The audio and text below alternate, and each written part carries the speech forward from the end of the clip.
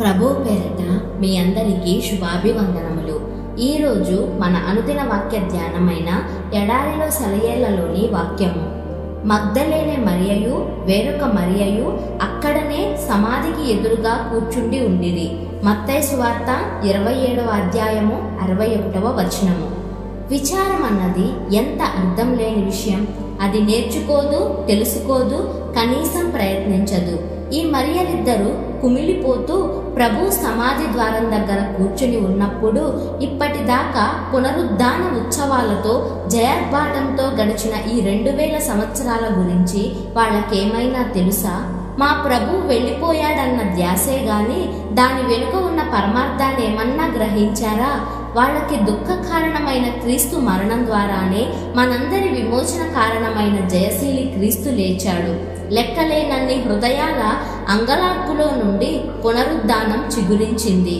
అయితే శోకోపాహతులైన ఆ స్త్రీలు మరణ బీజాన్నే చూస్తున్నారు గాని శాఖోపశాఖలుగా విస్తరించనున్న పునరుద్ధానపు మొలకను గమనించడం లేదు.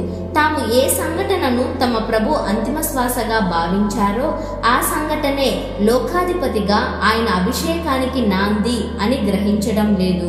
యేసు స్వరం తాత్కాలికంగా మూగబోయింది తిరిగి 10 రెట్లు శక్తి గల పునరుజ్జీవనానికే. కానీ ఆ స్త్రీలకది ప్రస్తుతం అగమ్య గోచరం. విలపించారు, ఏడ్చారు, నీరసించి తిరిగి వెళ్లారు. మళ్లీ వాళ్ళ హృదయాలు కుదుటబడక తిరిగి సమాధి దగ్గరికి వచ్చారు. అయితే సమాధి సమాధే.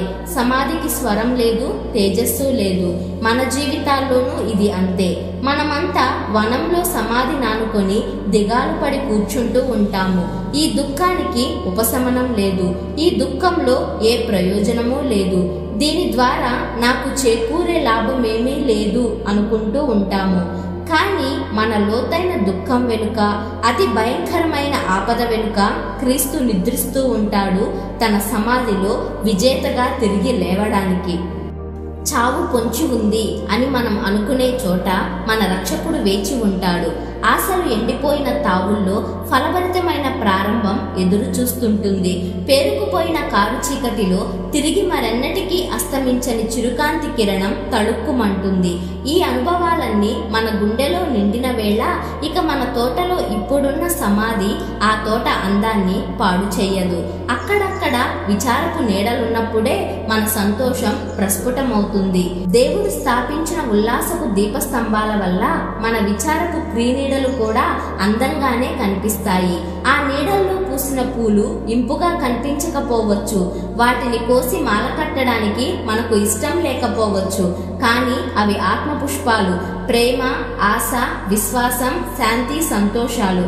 ప్రతి క్రైస్తవుడి అంతరంగంలోనూ ఉన్న విచారపు సమాధి చుట్టూ వికసించే పరిమళ సుమాలు ఇవి. శోకాల కాలిబాట క్రీస్తు విశ్రమించిన చోట. గులాబీలు పూయవు ఈ తోట, ఇది ముళ్లబాట. పరలోక దీవెనల గరికపూలు వికసించాలంటే ఈ చోటే మేలు. ఈ బాటలో సిలువ మోసిన వాడు రాకుమారుడవుతాడు ముందునాడు.